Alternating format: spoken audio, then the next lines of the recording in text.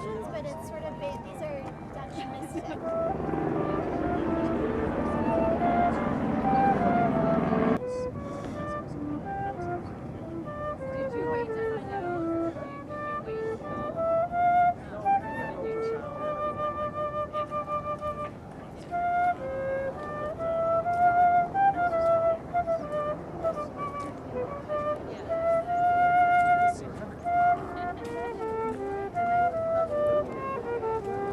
Welcome to Governor's Island. My name is Laura and I am an actor, such as those who are often hired to do historical reenactment tours.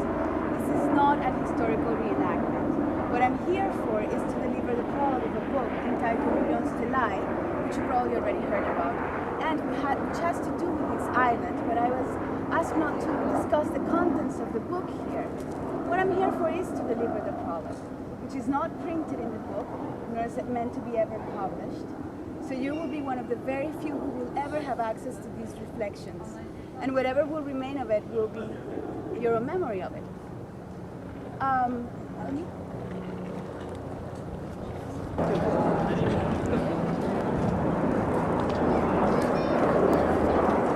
you can see, I am dressed in the historical attire of an old Dutch settler.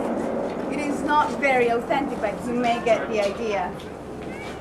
Historical reenactments are a type of role-play event where audiences are invited to experience a historical period in a more authentic way, as it were.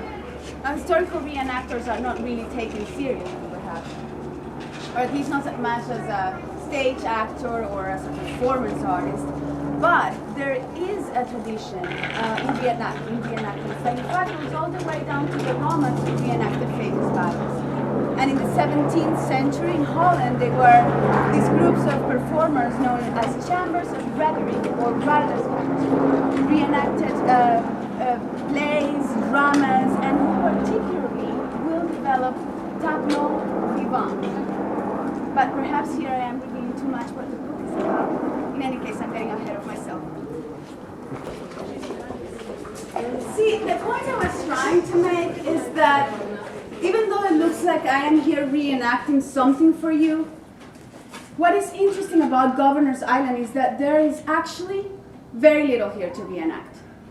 Not that nothing important or historical has happened here, on the contrary, but it's just that whatever happens here sort of dissipates mysteriously, as if it was impossible to grasp or record. It's an interesting phenomenon. You could say that this island is sort of a Bermuda Triangle of memory.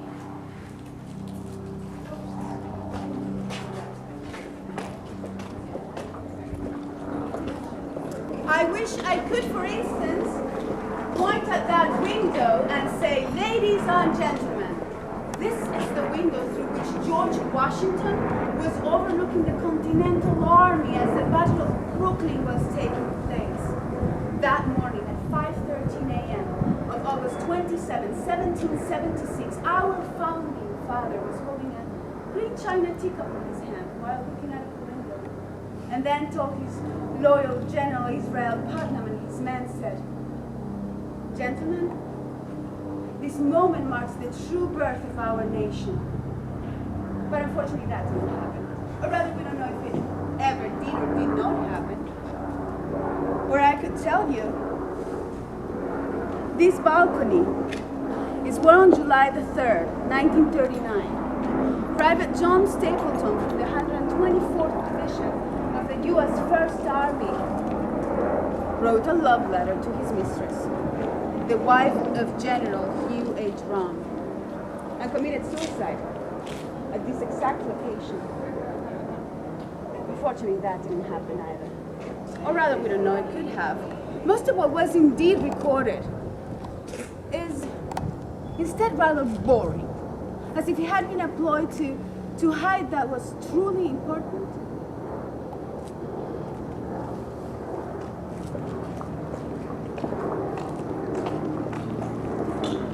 You can see it in what we officially know about the history of the island.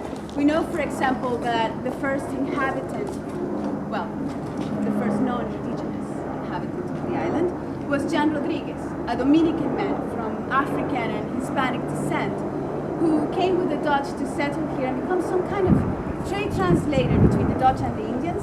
Yet, we know practically nothing about these guys, generally, such as when he was born or when he died, if he had a family, what he thought about the local food in this island, or if he missed his native land. We only know that the Dutch gave him 80 hatches, some knives, a musket, a sword, and that's it.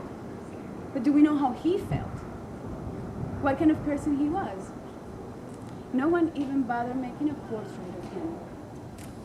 Then, in 1624, this place became named Noten Island, or Island of Knots, because of the chestnut trees that existed here and now are gone.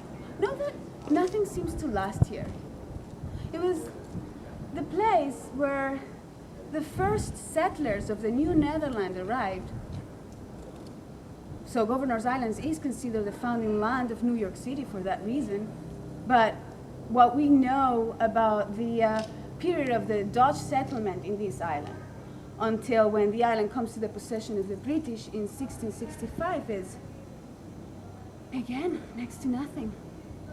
That is about half a century of no significant recorded information.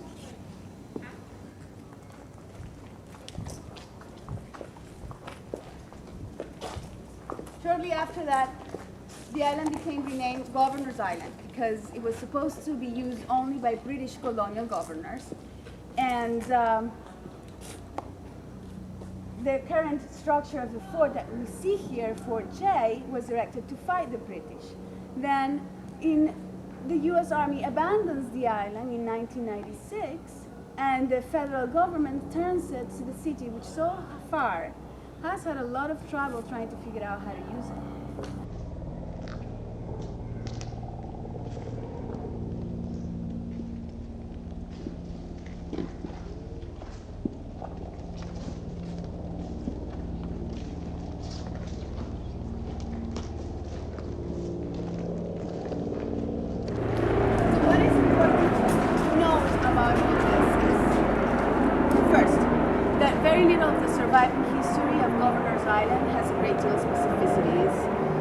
Very few of the original buildings remain, and practically nothing before the 19th century. Every owner of this island, including the Dutch, the British, the American government, and now the city, have had a hard time giving this space a function that is permanent, as if nothing was able to take root in here. So the island is, in the words of writer Nick Baumgarten, a useless building. This is what I mean when I say that this place is a black hole of memory. Maybe this phenomenon is related to the fact that this island is adjacent to one of the most powerful vortexes of history, New York City. A city that for so long represented the future, that for so long has been obsessed with its history, with its identity, its meaning. Governor's Island, on the other hand, is an island unconscious of its own time, reluctant to be giving any use or meaning, always escaping and hiding as if really escaping the attempt by others to give it any use.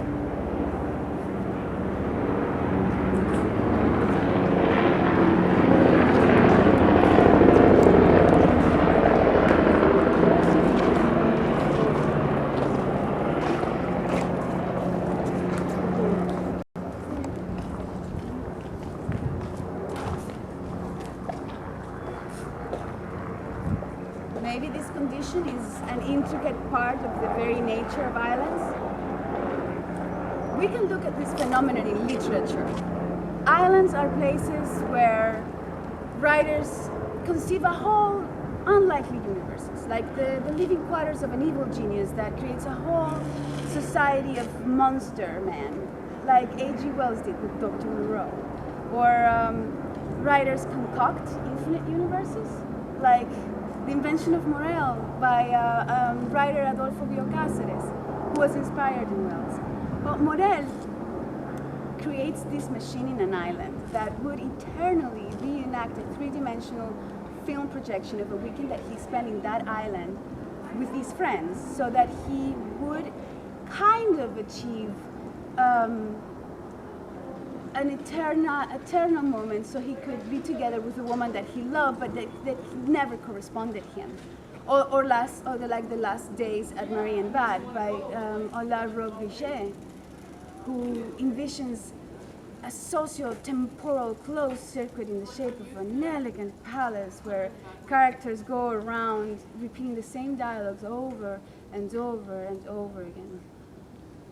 All these instances can only take place because they happen in a closed environment, an island, a place that is somehow outside of the normal coordinates of time, location, culture, a place that starts where it ends, and its past and future conflates into one seemingly present, and a non-place where we become even more lonely than we usually are, where our ties with the world become visible as tiny silver threads, and where everything seems to bear our name, but at the same time it refuses to give itself to us.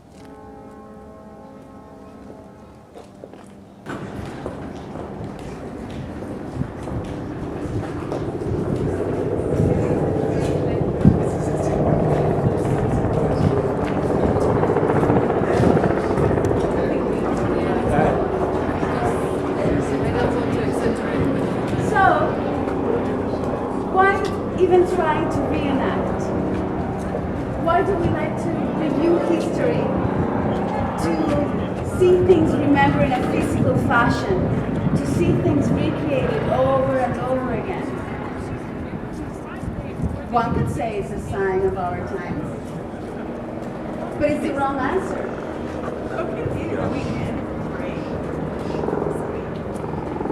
I think it's a sign of all times. Most importantly, our time doesn't bear much of a sign. Our era is rather an nondescript place, like this one, which is always trying to become something but never really becomes anything. And in that constant process of attempting to become it, it becomes its own disguise for identity, like it happens with us. Our desire, perhaps, for nostalgia, for permanence, is only a front with ourselves, but we don't want to accept it, because the only alternative then is to become a ghost. Yet that is perhaps what we are. Something that is constantly looking for substance in constant transformation, and it ends up looking like a broken record. We are only in love with continuity. But we don't even know if we ourselves are the same. Our only choice then is to repeat what just happened before, because in that repetition we might find a sense of something tangible, something to hold on to. Perhaps an island of truth.